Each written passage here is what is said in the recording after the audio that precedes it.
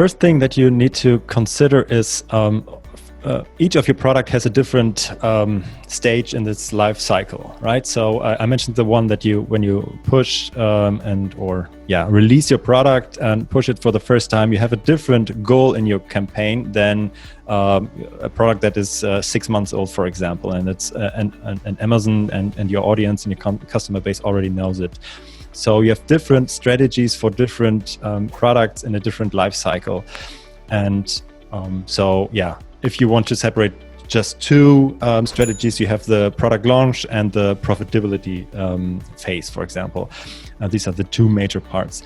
And in the first part, you just don't care about ACOS or ROAS. You just are willing to invest in your organic listing and in your visibility of the new product that you just launched. So you create a campaign and say, okay, I'm willing to invest 30 euros or dollars per day for 2 weeks and get the most out of the most visibility out of it. And this will increase your organic ranking.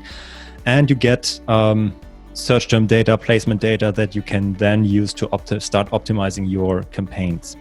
If you have a fresh account of new product in a new category.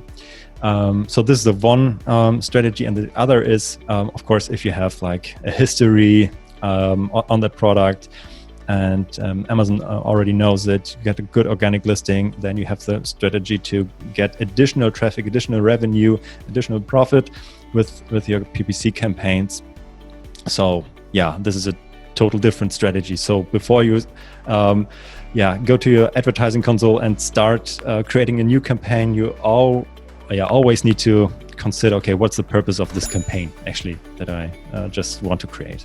Hey, it's Riya Mittal here. Before you leave, make sure to subscribe to SellerApp's main YouTube channel, where we upload all things Amazon and some how-to guides that will make sure that you're winning on Amazon. You will not get this anywhere else.